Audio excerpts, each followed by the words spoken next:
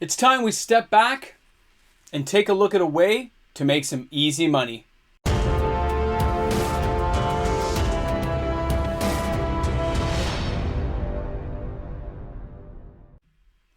Oh, how the mighty have fallen. Welcome back, everyone. MTG Moxman here. Thanks for hanging out with me on the channel as we look at that giant of a reserve list that has come crumbling down in the last 12 months. It started as like a slow little bit of a gravel slide, then a few larger boulders fell, and before you knew it, it all came crumbling down. Back in 2020, late 2020, early 2021, I was reporting on these new sale listings. Prices were going through the roof. I was telling people these are some cards you should look at, and some people made a lot of money when those cards went up. It was insanity. You know what the best part is, though? We've talked about this. It comes around again. It's not over. But right now, with these tumbling prices, things just keep etching lower on the reserve list. There's a lot of smaller players in the field out there starting to gobble up some of these cards as they fall, accepting the losses for what they are, for the future gains that they're going to be.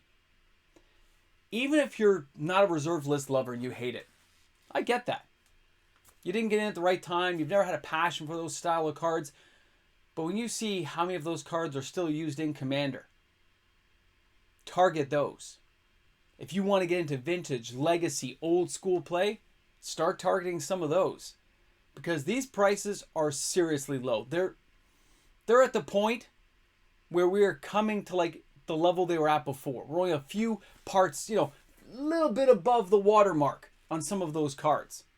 I never thought I would see some of these bad boys go back to being that low, but it's just so amazing. And not every card I'm going to show you today is going to be some epic, amazing card, but we're going to read some of these out in case players who are new to the channel don't really know about reserve list cards or care. Maybe we'll take a chance to shine a light on some of these awesome cards and share it out there. They're really low prices right now.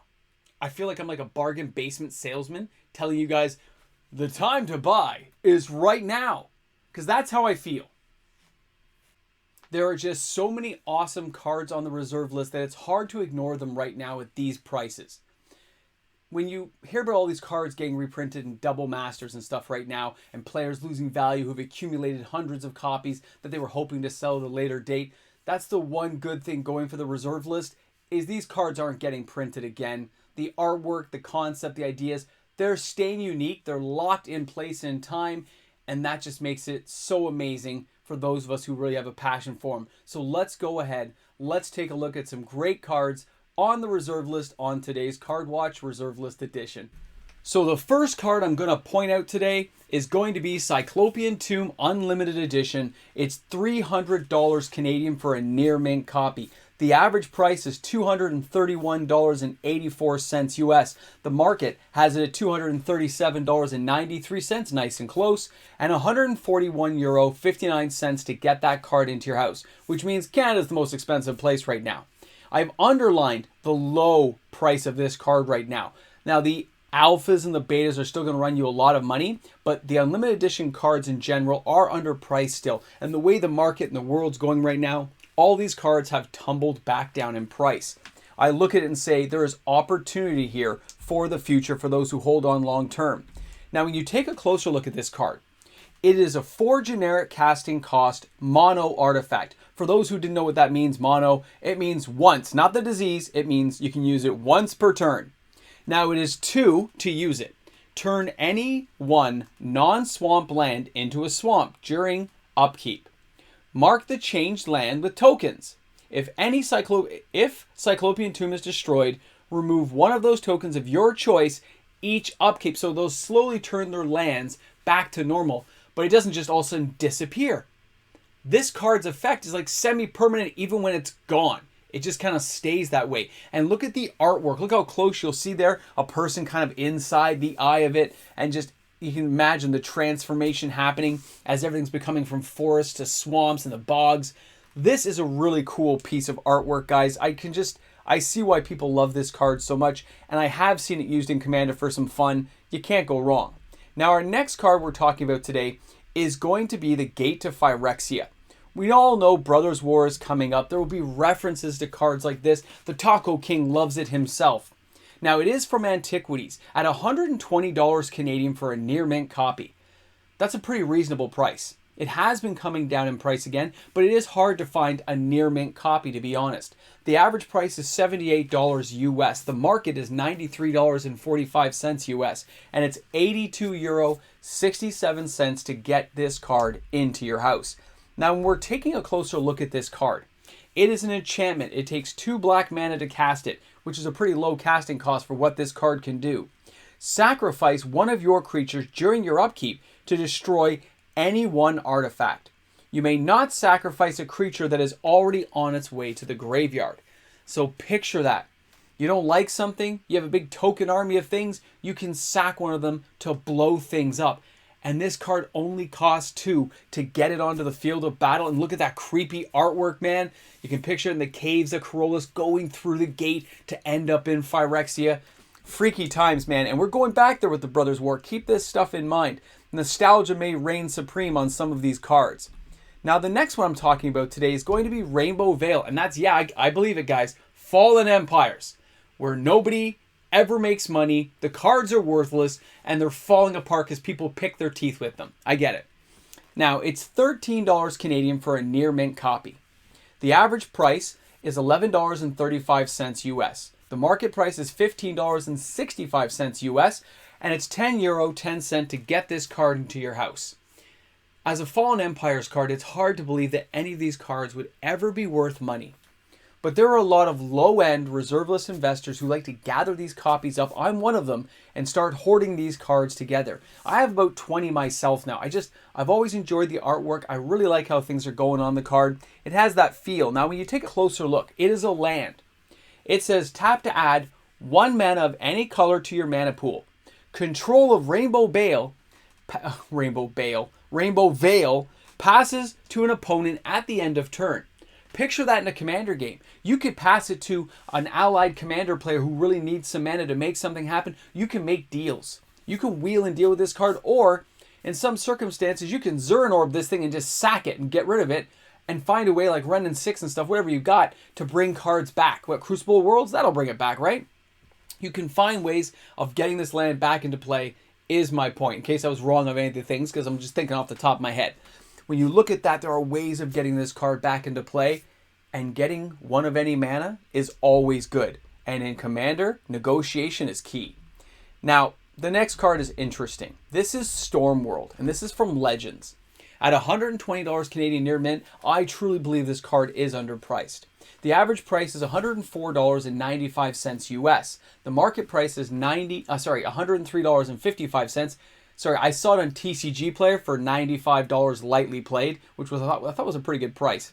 And it's €84.99 to get this card into your house.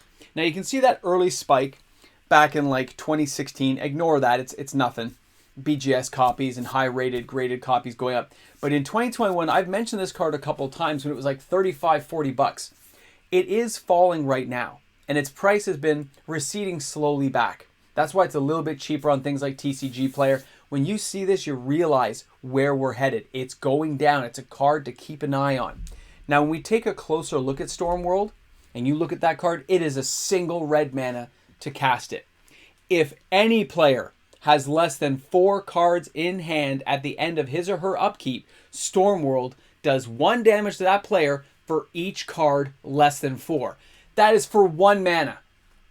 Picture a commander deck built using cards like this that deal damage based on low cards in hand or high cards in hand. Whatever you want to do, you can find ways to mess people up with cards like this, and it's so inexpensive, and it's on the reserve list. Cards like this, I just think they're beautiful and underappreciated. I mean, Christopher Rush, you knew what you were doing, buddy. Truly epic stuff. I can't sell that one enough. It's just awesome at that price. Now, Mana Matrix, I remember being a $30 card back in 2021. Like early 2021, this thing was like worth nothing. Nobody cared. Mana Matrix is from Legends. Currently goes for around $200 Canadian for a near mint copy. The average price is $158.50 US. The market price is $170.96, and it's €104 $95 to get that card to your house. But look at that stepping ladder. It's going down in price. It's falling. I've seen some BGS copies go really cheap for those who want graded copies. But if you're a player who just wants to have one, let's take a look at this beautiful card. It is a 6 casting generic artifact, but look what it does. Pay up to 2 less than required whenever casting an instant, interrupt, or enchantment. I realize that interrupts aren't around anymore, but enchantment spells still are. And when you put that into an enchantment deck, you got Sarah Sanctum, you got things pumping mana out for your really heavy casting cost enchantments. This card can just be invaluable. And there are ways of sneaking cards like this onto the battlefield. So I'm just saying, look at this bad boy and realize if it's a card you're interested in, just let the price fall. Let it keep going down. Let the mana matrix just keep dipping and you'll be a pretty happy camper before you know it, because it's an amazing card. Now, our next card, City of Shadows. Remember when the Taco King was talking about this? This is one of the cards I buy each and every month. I mean, they're like $70-something right now. I think $57 I paid last month for a moderately played copy. Pretty inexpensive in the US right now on TCG Player. And don't forget, if you're buying any of these cards on TCG Player, please remember to use my affiliate link. You can find it in the description of all of my videos. It helps out the channel and lets me get cards, so I really appreciate a little kickback for the Mox Man. Is awesome.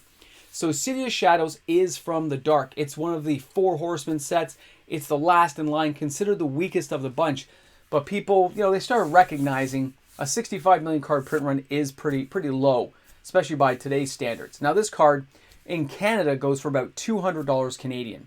The average price is $141.19 US. The market price is $174.55 US, and it's €85, 60 cents to get this card into your house. Finding a near mint copy of this card is very difficult.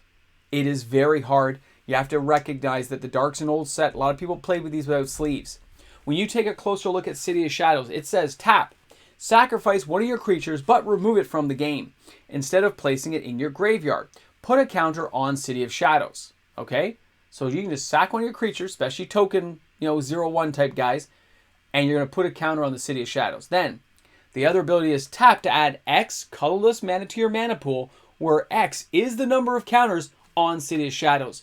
This card was just disgusting back in the day, where we'd like nuke small artifact creatures and bring them back, but it's so much easier now to create token armies that you could be pumping this thing every turn until it gets up to a massive amount of mana and start nuking people. Plus, that artwork is just amazing. So, just a card to consider.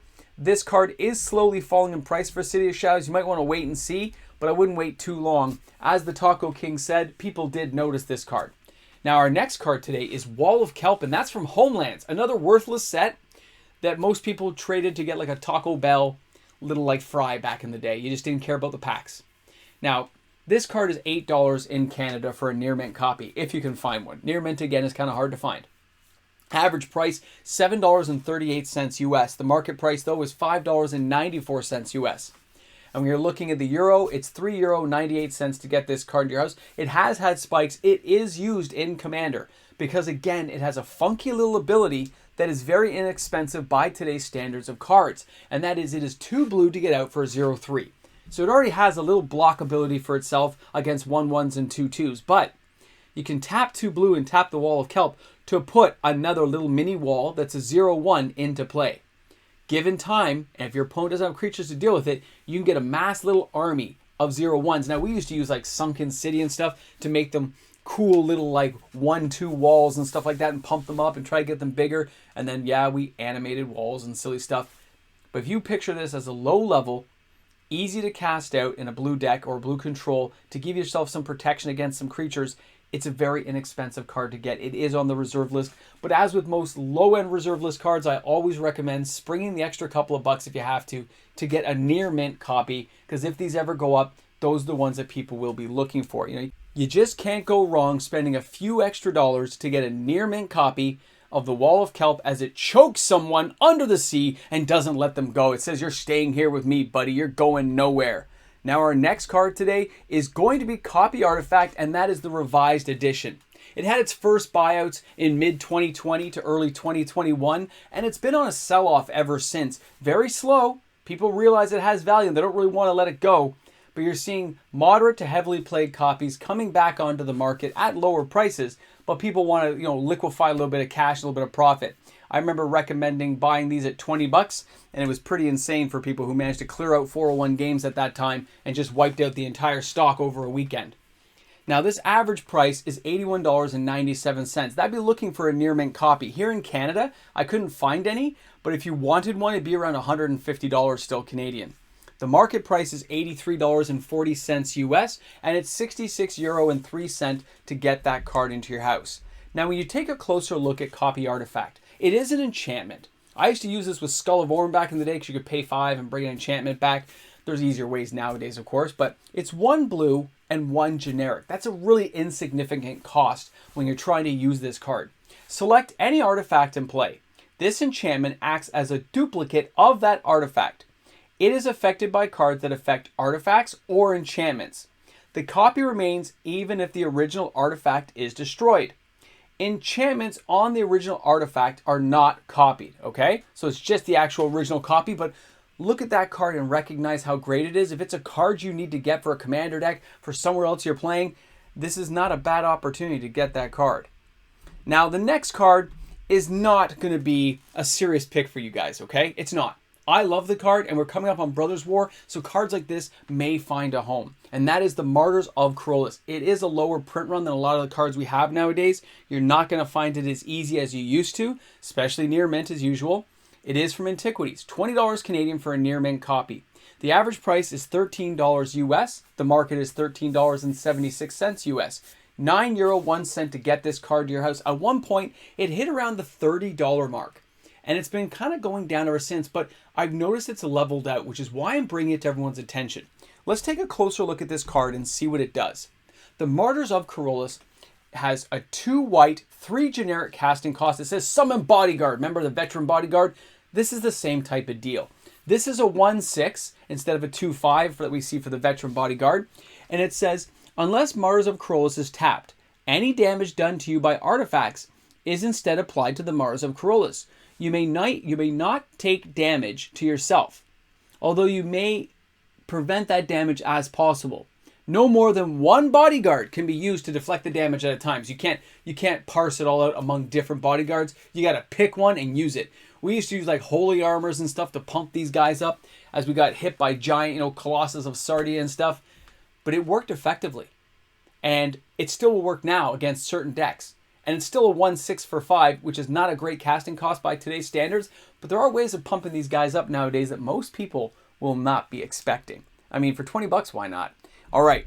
Our last card today is one of my all-time favorites for our work. You guys know it's true. And that is Lake of the Dead.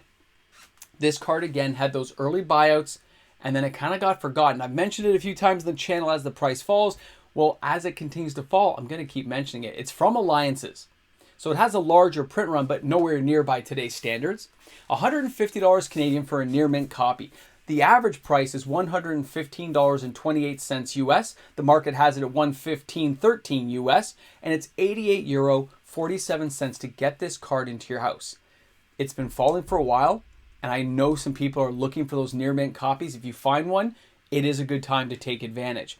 Now it says when Lake of the Dead comes into play, sacrifice a swamp or bury Lake of the Dead. Okay, so when it comes into play, you got to sacrifice a swamp or bury Lake of the Dead. Now, it taps to add 1 black to your mana pool. That's fine. But it also can sacrifice a swamp, right? Sacrifice a swamp to add 4 to your mana pool. Well, that is crazy. And then if you have cards like Lodestone Bauble that can bring lands back, this can be a totally insane card. Sacrifice a swamp to add 4 to your mana pool. You can see why people would put this in there. And look at that. It's not even a legendary land. This is just an amazing card. The artwork is breathtaking. You can see what I'm talking about, guys. It is just awesome. And these are the reasons why some of these reserve list cards as investments will really hold long term. Maybe not every card in that list is for you, depending on how you play the game. But there is a lot of advantages to holding on to these cards long term. And speaking from personal experience, I've seen it happen many times. So I hope you guys had a good time on the channel today. I know it's a longer video today. I apologize. You just can't explain your reasoning unless you take your time with videos like this. So thanks a lot for hanging out with me on the channel today. I hope you're having an awesome day wherever you are in the world of Magic. and let me know what you guys think about the cards this week. Are these cards that interest you? Why or why not? I'll see you guys tomorrow. Hey guys, a big shout out goes out to all the fantastic patrons on the channel who make videos like this possible each and every day. Hold the line because the reserve list is awesome. Well, here we are at the end of the video with the background, with the corpse hand, everything going on. Hope you guys are having an awesome day. You know, it's interesting. That video went a little bit longer than I expected because I was doing those multiple screen pop-ups you saw. Like I would go from here and then I added the big image there to get a closer look because at times people were telling me they couldn't read the text. They wished I would read it out to them. And of course, from the distance of the screen, I can't read the smaller text. So I had to pump it up for people. I hope that made it a little bit easier, but it seemed to make the videos a little bit longer. I want to know what you guys think. You're the special people who make it to the end. You guys let me know, all right? It's awesome. I had fun doing it. It took a little longer, about an extra half hour of work, but I think it was worth it. But I'd like to consult with everyone who actually watches the videos. So you made it to the end. You're the special people. You're in the after credit scene. This is where I talk about stuff. And you know, I'm having trouble dieting right now too. If you really want to know, it's killing me. I'm always hungry now for some reason. I think it's because I'm working out more. We'll find out how that goes too. Advice on that would be good. Guys, have an awesome day. I'll talk to you tomorrow. We're going to have a good time. I have a feeling we're going to have a good time.